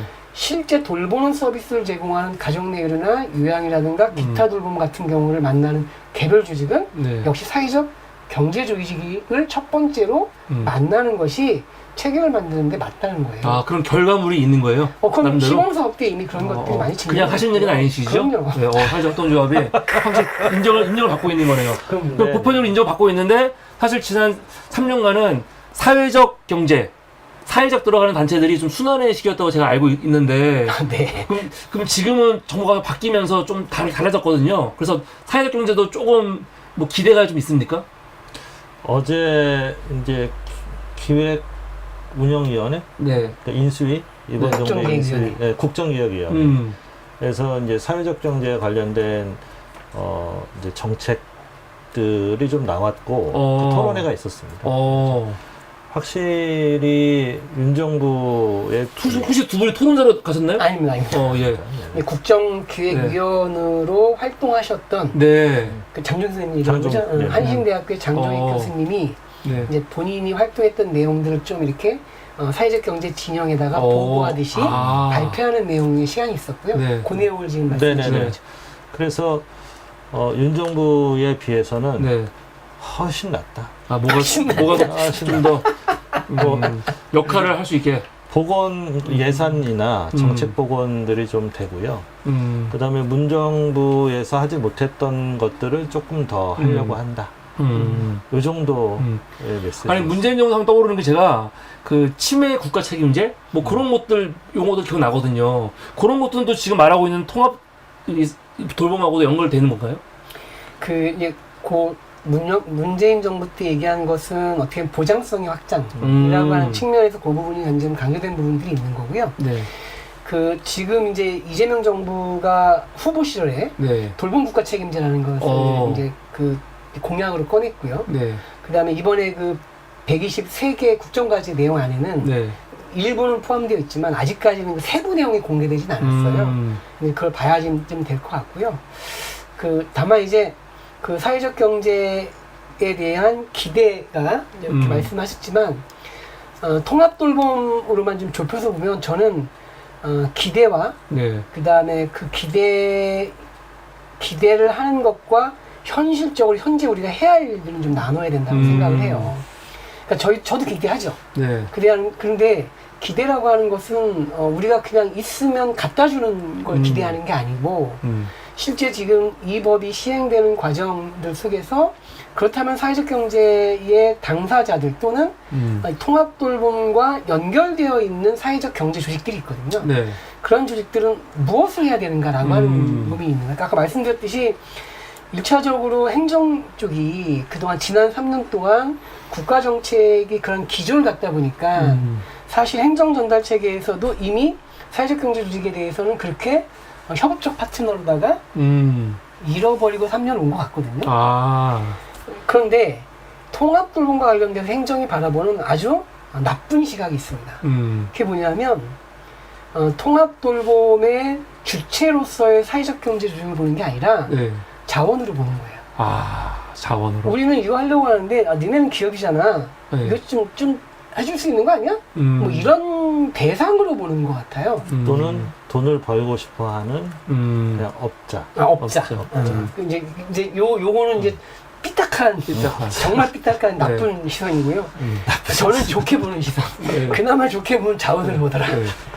근데 그렇게 3년을 온 거예요. 3년을 온 거고, 그리고 그런 와중에도 아까 말씀드렸듯이 시범사업하는 지역에서 또는 서울 같은 경우에도 돌봄 SOS 센터에서 이제 5대 재가 서비스를 제대로 수행하면서 적극적으로 또 열과성을 다하면서 수행한 곳은 저는 사회적 경제 조직이었다라고 생각을 하는 거예요. 물론 거기에 제공기관들은 이미 사회적 경제 조직을 변별력 할 수 없게 그냥 다 나열해 놨어요.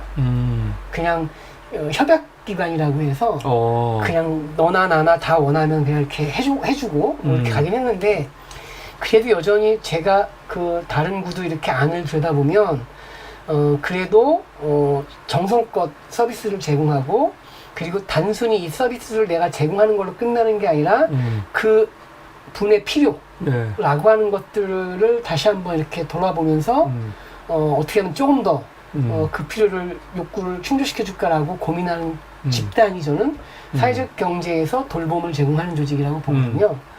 그러니까 그렇다면 이 법의 수행 시기에서 우리는 뭘 해야 되는 거냐라고 하는 아까 얘기한 두 번째 그 시각 업자를 보는 시각을 없애기 위한 것도 우리의 몫인 것 같아요. 그것도. 근데 그거 참 겸손하시고 착하신 것 같아요. 두 분이 세상을 바라보는 시선이 다른가 봐요. 행정에 대한. 옆에서 이제 오랫동안 같이 활동했잖아요. 마음이 착해. 그런가요? 나쁜 말을 안 해. 아니 근데 제가 소비자로서 지금 업자 얘기 좀 한번 더. 업자 얘기 더? 그러니까 네, 업자로서 얘기해보세요. 업자로서 얘기가 아니라 우리는 그러니까 사회적 경제 조직은 업자로서 살아남아야 되는 그쵸? 숙명이 있어요. 왜냐하면 사회적 경제 조직은 그러니까 예를 들면 도우누리를 얘기해 볼게요. 도우누리는 협동조합이라고 하는 인적 결사로서의 우리들끼리 하고 싶은 일이 있지만 또 하나는 경제활동을 하는 맞습니다. 조합이란 말이에요. 근데 그 경제활동은 시장 경제의 작동 원리를 똑같이 따라가거든요. 그러니까 이쪽에서는 철저히 업자가 돼야죠. 근데 그 업자가 이루고자 하는 게 무엇인가가 왜곡받는다는 거예요. 그러니까 예를 들면 사회적 경제 조직들 중에서 특히 돌봄과 관련된 그러한 업자들은, 그러한 사회적 경제 조직들은 그 돌봄이라고 하는 소재들, 서비스나 재화라고 하는 것들에 대해서 수요자들 중심적으로 또는 그 공공성이라고 하는 측면에서 한 번 더 손보면서 한 번 더 그 숙고하면서 서비스를 제공해 왔다라고 하는 거예요. 그런데 행정이 우리를 업자로 보는 건 뭐냐면, 업자로 보는 것은 니들 여기 와서 매출을 일으키는 거잖아. 그러니까 어떻게 보면 서비스를 제공하는 행위로서의 존재를 끝내버리는 거예요. 우리는 그것 때문에 하는 게 아니거든요. 우리는 지역의 통합돌봄 아니면 도우누리 미션대로 인간다운 삶을 유지하기 위해서 필요한 사회 서비스는 반드시 제공되어야 된다 라고 하는 공공재로서의 돌봄을 어떻게든 만들고 그리고 만드는 과정에서 경제활동이 결국은 국가가 만들어 놓은 제도, 보험이나 바우처나 뭐 이런 제도 또는 유로시장에서 판매 네. 이런 걸 통해서 제공을 하고 그 제공 자체의 공공성을 얘기하는데 행정은 늘 보조금으로 이루어진 서비스만을 공공성이라고 보고 그렇지 않은 것에 대해서는 업자로 보는 저는 죄송하지만 매우 천박한 시각이죠.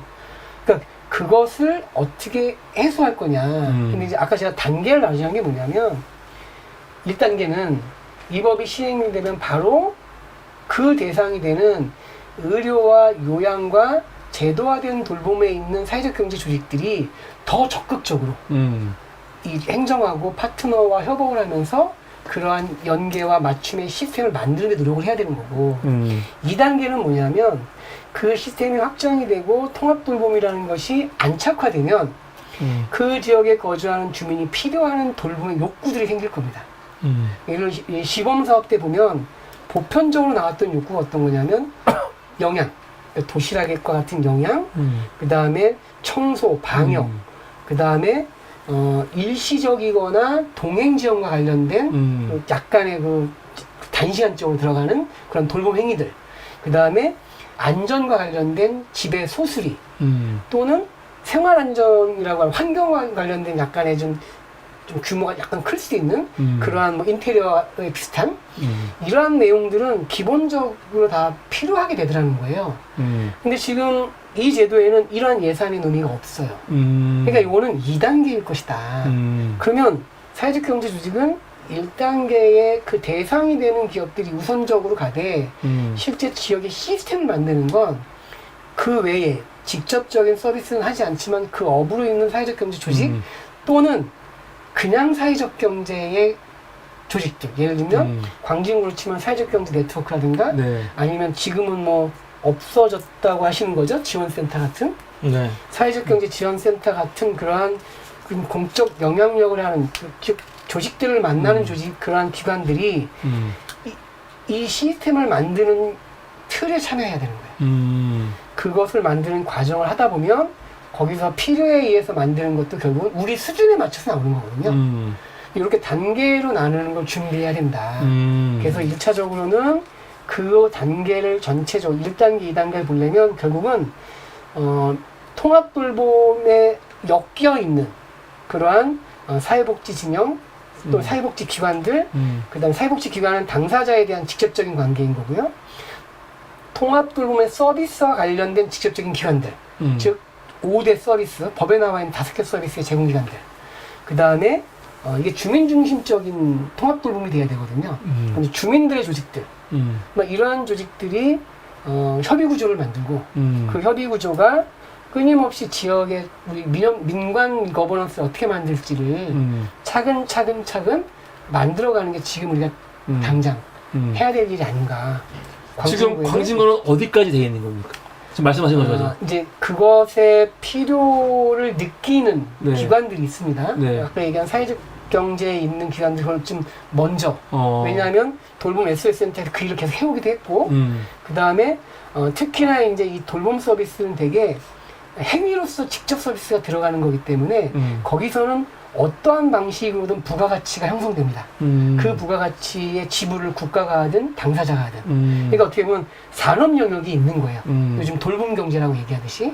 그러다 보니까 사회적 경제들은 그 부분에 대해서 끊임없이 노력해온 겁니다. 광진구 같은 경우는 과거에 광산회시 중심이 돼가지고 광진 사회적 경제 네트워크가 중심이 돼서 2016년서부터 사회적 경제 돌봄 특구 그 다음에 2019년도에는 협동에 대한 네트워크 강화 사업. 네. 그 다음에 또 협동화 사업이죠. 그 다음에 또 지금은 23년도부터는 다정밥상 사업. 이러한 것을 끊임없이 해오고 있는 거예요. 그러니까 그쪽에서 먼저 이 필요에 대한 것을 계속 해왔기 때문에 야 이거 필요하지 않을까라는 것을 제안하고 논의하는 기본 주체들의 논의가 가고 있는 거고요. 네. 아마도 이제 곧 아마 다음 주 정도쯤이면은 그 지역에 있는 복지관들, 그 다음에 그 외에 뭐 통합돌봄과 연결되어지는 주민조직이라든가 아니면 사회복지기관 뭐 이런 곳들에 우리 이런 논의가 한번 해야 되지 않을까요? 라고 한 제안들이 아까 얘기한 먼저 고민한 애들이 한번 얘기를 해서 제안을 해서 그 모임이 이제 이루어지지 않을까 이렇게 보고 있고요. 25개국의 그런 것들이 다 만들어야 된다라고 하는 것이 사회적 경제에 있는 돌봄 조직들의 어떻게 보면 요구입니다. 그래서 이제 이건 요구는 뭐 국가가 아니라 우리에게 하는 거 요구예요. 25개 전체 구에 있는 사회적 경제 조직들이 좀 먼저 이렇게 발동해가지고 구마다 그런 민간의 돌봄 네트워크를 구성하고 그 목적은 그 구에 필요한 돌봄의 민간 거버넌스를 잘 만드는 것. 그래서 그 자치구가 잘할 수 있도록 돕는 거거든요. 이런 목표를 다 만들자. 그리고 그 만드는 것을 돕기 위해서 서울 차원에서 광역 네트워크를 만들자라고 해서 광역 네트워크는 지금 이미 준비가 떴어요. 만들어졌습니다. 그래서 한 3차례 정도 모임을 했고, 그래서 서울 사회연대경제 돌봄 네트워크라는 이름으로다가 지금 모임들을 하고 있고, 네. 우리 구에서는 저하고 네. 박은수 대표님이 진행을 하고 있고요. 예. 그리고 이제 구 단위에서는 아직까지 보이진 않고 있지만 네. 지금 한 10여 개 정도의 구가 우리처럼 이런 준비들 하고 있고, 뭐 노원 같은 경우는 시범 사업을 거기가 이제 네. 그 선도 사업 시범을 했기 때문에 네. 거기서 어떤 공론장을 만들면서 우리보다 좀 규모가 크게 이미 뭐 몇 차례 모임도 하고 있고, 물론 네.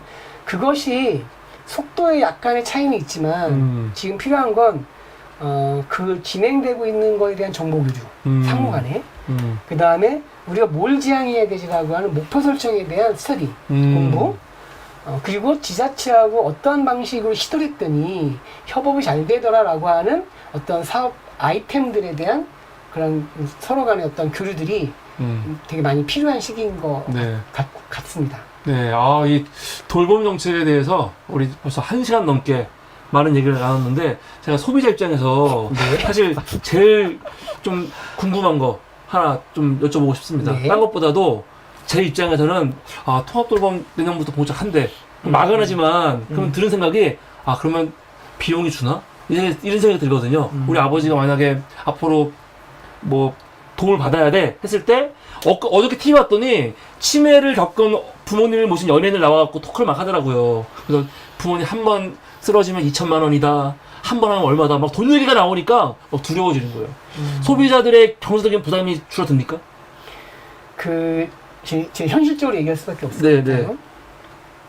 아까 처음에 얘기한 그 철학이나 가치적으로 보면 그 책임을 국가나 사회가 져야 된다라고 하는 것이 네. 기본 철학입니다. 네. 그럼 책임을 국가나 사회가 진다고 하면 당사자나 그 가족의 부담으로 지어지면 안 되는 거잖아요. 근데 이게 이제 지향, 예. 이상. 근데 지금은 어디까지냐? 당위, 예. 지금은 어디까지냐 이걸 봐야 되는 네. 거죠. 목표점. 당위가 아니라 목표점. 그렇죠. 목표점. 네. 예. 지금 당장 간다고 하면 어디까지냐라고 얘기했을 때는 아까 말씀드린 것처럼 제도화된 서비스는 이미 각각의 제도가 비용을 전부 정해놓고 있습니다. 예를 들면 노인장기 요양 제도라고 얘기하면 노인장기 요양 방문 요양 서비스라고 얘기하면 노인장기 요양 제도에서 이미 전 국민이 내는 보험료에 그 당사자가 본인 부담금을 내거나 또는 뭐 소득 수준이 좀 안 좋거나 나쁘면은 국가가 다시 내줘서 아예 부담을 안 하게 되거나 의료도 마찬가지죠. 의료도 병원 우리가 내는 건강보험료가 80%를 부담하고 20%를 본인이 부담하지만 그것을 부담할 수 없는 분들 같은 경우는 이제 수급자라고 해가지고 의료급여자라고 해가지고 국가가 대신 부담을 한단 말이에요. 그래서 감당할 수 있는 만큼을 줄이는 것은 이미 개별이 되어 있어요. 지금은 그 개별되어 있는 것을 연계함으로써 얼마나 잘 효과적으로 갈 수 있냐, 또는 맞춤식이라고 하는 것은 그 보호자에게 필요한 것들을 잘 해소해서 안전성을 유지시키냐, 건강을 유지시키기 때문에 비용의 부담은 더 발생하지 않을 것이다. 그러니까 아마 1번일 겁니다. 그건 1단계를 얘기하는 거예요. 네. 다만 그 1단계에서도 이런 게 있습니다. 지금까지 병원은 전부 병원 내 진료실 진료였어요. 네. 근데 지금 가정 내 진료를 얘기하잖아요. 네. 그러니까 가정 내 진료를 위해서 지금도 이제 시범 사업을 하는데, 시범 사업은 이렇게 재택의료 센터입니다. 근데 이게 비용이 발생해요. 그러니까 이제 뭐냐면 의사들의 입장들은, 의사들은 진료실에서 진료를 보면 그쵸. 정해진 수가가 있고 어디 안 나가니까 편해. 네. 근데 내가 진료를 하면 네. 품도 많이 들이고 또 오며 가며 시간이 들어가서 그만큼 뺏겨주는데 돈이 더 안 돼요. 그러니까 잘 안 하시려고 해요. 그러니까 광진구에도 안타깝게 그 통합 재택의료센터 시범 사업을 하고 있는, 물론 이제 재택의료 사업을 양쪽에서 해요. 네. 하나는 재택의료진료 사업이라고 해서 보건소에서 하게 있는데 거기는 몇 곳이 있지만 네. 장기 요양에서 하는 재택의료센터 사업이 있는데 이거는 광진구에 지금 한 곳밖에 없습니다. 더불어낼까? 네. 더불어낼까? 그래서 원장님이 맨날 나가시는군요, 이렇게. 맞습니다. 네. 그래서 오히려 더불어내과에 진료 가시던 분들은 진료실 진료 시간을 뺏기게 되는 거예요. 네, 그래서 제가 굉장히 짜증이 나요, 지금. 날짜가 또 줄어들었으니까요. 오지 말래. 없다고요. 아, 이게 이거였군요. 네. 예. 근데 왜 그러냐는 거예요. 왜? 네. 왜 그러냐면 의사들의 입장에서는 네. 가정 내 진료라고 하는 것은 시간도 많이 들이고 오며 가며 품도 들어가는데 수가가 진료실 진료보다 안 된다는 거예요. 그러니까 이건 손봐야 될 부분인 거죠. 그러네요. 그렇지 않아요? 그냥 희생하라고 얘기할 수 있는 건 아니잖아요. 네. 그래서 지금 아직까지는 1단계의 제도화된 서비스 가다 하더라도 큰 변화는 없겠지만 가정 내 진료의 경우에는 약간의 비용은 는다. 근데 이 정도인데 문제는 2단계입니다. 그러니까 뭐냐면 제도화되지 않은 돌봄은 필요하기 때문에 통합 돌봄을 얘기하는 거예요. 아까 네. 얘기한 일상생활과 관련된. 네. 근데 그거는 제도화가 안 됐기 때문에 서비스가 필요하면 누군가가 비용을 부담해야 되는 거죠. 네. 그래서 아까 제가 예산지원형이라고 얘기한 것은 네. 재원이 들어갔잖아요. 네. 그러니까 거기서 시범사업 하신 분들은 그 예산이 들어간 서비스를 만드는 일상돌봄에 대해서 돈이 안 들어가기 때문에 어때요? 만족도가 높죠. 굉장히 높고 비용 부담도 없어요. 네. 기술지원형은 있는 것만 하는 거예요. 그러니까 서비스 질도 떨어지고 내용이 질이 아니라 서비스 내용이 별로 없는 거죠. 그러니까 만족이 없어요. 근데 그런 데들은 그러면 예를 들면 최소한 돌봄 SOS 긴급 돌봄에서 있었던 것처럼 일상 돌봄 넣어야 되는 그 예산을 어떻게 할 거냐라고 하는 부분들은 아직까지 정해지지가 않았습니다. 그래서 덧붙여서 좀 말씀드리면 이미 이제 우리나라의 이제 사람들은 충분히 의료나 건강 쪽으로 돈을 쓰고 있어요. 네. 그런데 이제 그 돈을 쓰는 방식이 긴급하게 아플 때, 어떤 사고가 났을 때, 이럴 때 이제 돈이 들어가는 거거든요. 그리고 병원에 찾아가야만 돈을 또 지불하고 병원에 안 찾아가고 계속 병을 갖고 누르고 있으면 병이 커지는 거죠. 그러면 그렇게 필요할 때가 아니라 급할 때만 돈을 쓰는, 많이 쓰는 구조를 바꿔서 일상생활에서 관리가 잘 되는 쪽으로 내 비용이 다시 편제돼야 된다. 이런 부분은 우리 소비자들에 대한 인식 개선도 필요하지만 정부의 보험 수가의 제도 개선도 필요한 거예요. 주치 제도가 잘 되어 있어서 병원에 되도록이면 안 갈 수 있는 쪽으로 돈을 써야 그렇게 해야 본인도 행복하고 재정 절감도 더 있다라고 해요. 그러니까 돈이 덜 드는 거죠. 그래서 우리에 대한 의료나 돌봄에 대한 방향이 그렇게 아플 때에 응급적으로 또는 긴급하게 투여되는 방식이 아니라 우리의 일상생활의 행복감과 만족감을 주는 방식으로 바뀌어야 된다. 요게 이제 하나가 있고 또 하나는 모든 거를 다 정부 예산으로 할 수가 없어요. 특히 이제 어르신들에 대한 치매와 관련돼서는 예방이 많이 필요하거든요. 그러면 치매를 예방할 수 있는 방법 중에 사회성이 되게 영향을 많이 끼쳐요. 그러면 이분들 간에 모임을 한다든가 특히 이제 의료사회적협동조합에서 가장 잘하는 그런 건강 모임을 사전에 하는 거예요. 그러면 많이 모임에 참여하는 어르신일수록 치매 예방이 더 잘 되는 검증 자료가 있어요. 연구 자료가 있어요. 그러면 우리 지역사회에서 그분들하고 만나서 그런 예방 활동을 하는데 이 예방 활동을 관하고 민이 같이 협업을 해서 좀 더 만들어내자. 이게 이제 미동수 대표님이 말씀하신 두 번째로 우리가 필요한 것이죠. 그러면 예방 활동도 잘 되고 일상관리에 정부의 예산이 골고루 잘 들어가면 실제 우리가 내는 비용이 더 절감될 뿐만 아니라 좀 더 행복하고 질 좋은 생활을 할 수 있다. 이렇게 기대하는 거죠. 그러면 지금 구청을 중심으로 내년 법 시행을 위해서 준비하고 있는 거예요? 구청이 주도해서? 구청이 준비하고 있는 거죠. 아, 구청이 준비하고. 구청이 준비하고. 아, 근데 단체들이 같이 협조를 해줘야 될 거 아니에요? 그러니까 아직까지는 그런 논의대 판이 어떻게 보면 뭐 1차적으로 나가는 확산되는 공론장 그런 게 없구나. 또 2차적으로 나가는 심도 있게 논의해서 뭔가 세우는 좀 시도나 내용이 있어야 되는데 아쉽게도 그런 것은 아직까지는 저희가 많이 얘기해도 네. 귓등으로 들어요. 그럼 법 먼저 시행돼 버리겠네요. 이렇게 하면요? 그러니까 가치적인 부분으로 한 가지 꼭 짚어야 될 게 뭐냐면요. 네. 그러니까 이게 이제 내가 살던 곳에서 지속적으로 노후를 맞이하면서 건강하고 안전하게 삶을 계속 유지하는 거예요. 네. 그럼 이제 내가 살던 곳이라고 얘기했을 때의 첫 번째 국가는 시군구거든요. 그래서 이 법에서도 시군구가 책임의 주체로 되어 있어요. 우리로 치면 광진구청이 되는 네. 거죠. 그런데 아까 얘기한 것처럼 광진구에 거주하는 사람이 일상돌봄 또는 가정 내 생활이 유지된다는 것은 네. 광진구의 환경적 영향을 많이 받는 거예요. 우리 그렇죠. 구가 갖고 있는 재정 자립도를 포함해서 우리 구에 갖고 있는 인구 구도의 어떤 특성들 또는 우리 구가 갖고 있는 어떤 자원들, 그러니까 예를 들면 공적인 자원이라든가 민간의 자원이라든가 이런 것들이 어떻게 하면 잘 조화롭게 잘 모아지고 이것을 이제 통합돌봄 기본계획이라고 얘기할 수 있는 거죠.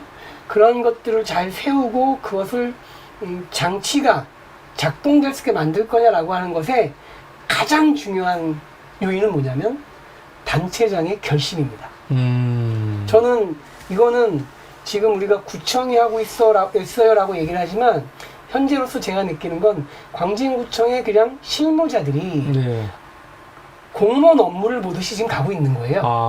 근데 그런 부분이 아니라 이것은 명확하게 우리 주민들의 길게는 100년, 짧게는 10년 또는 우리 미래 세대들의 삶을 얘기하는 거기 때문에 그리고 또 우리 구의 영향력을 가장 많이 받기 때문에 그러니까 뭐 인적, 환경적, 재정적 등등등 그렇기 때문에 구청장이 지역사회 통합돌, 광진구의 통합돌봄에 대해서 어떠한 미래상을 가지고 또 주민들과 어떠한 공론의 장을 만들고 어떠한 이야기를 들으려고 하고 그 들은 이야기에 대해서 모아진 것을 실현하려고 하는 결정, 그 결단이 매우 필요하다.